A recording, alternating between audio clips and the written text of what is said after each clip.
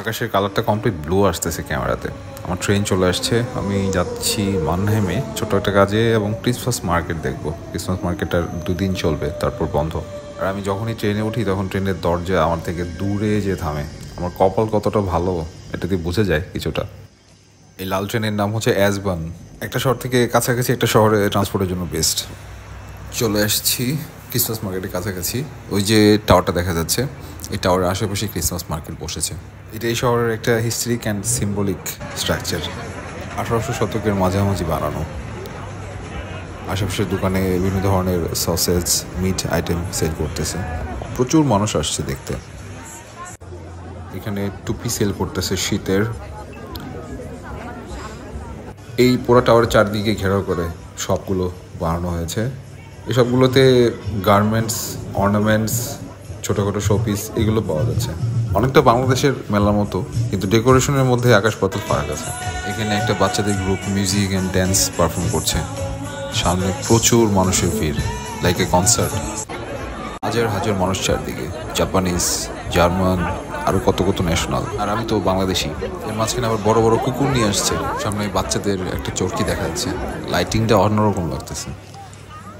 হাঁটতে গেলে নিচের দিকে তাকিয়ে দেখে হাঁটা লাগতেছে, কারণ কার সাথে কখন ধাক্কা লাগে। খাম্বার সাথে বাড়ি খাবো নাকি। ক্রিসমাস মার্কেটগুলো আসলে ফ্যামিলি গ্যাদারিং। এখানে ছোট থেকে শুরু করে বুড়ো বয়স সবাই একসাথে করে আসে।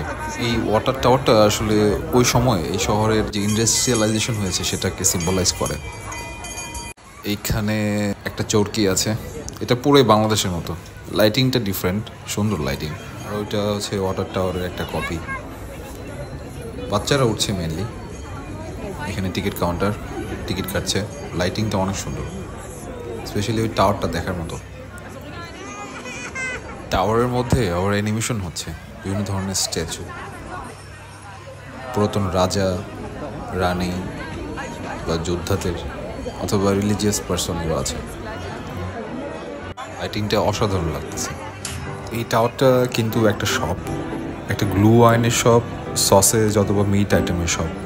গ্লু ওয়াইন একটা traditional drink, German alcoholic drink, বাংলাদেশের পান্তা ইলিশের মতো। এটা একটা এক্সিট পয়েন্ট, কিন্তু এই শপের সামনে এত ভিড়, এদিক দিয়ে হাঁটা যাচ্ছিল না। এদিকে সব পুরাতন স্ট্রাকচারগুলো লাইটিং করা, দেখতে অসাধারণ লাগছে।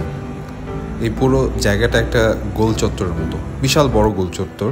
এই টাওয়ারের চারদিকের এরিয়াটা একটা ছোট্ট পার্কের মতো আছে। সেখানে একটা বড় ফাউন্টেনও আছে, যেটা ইউজুয়ালি সামার সিজনে ওপেন থাকে।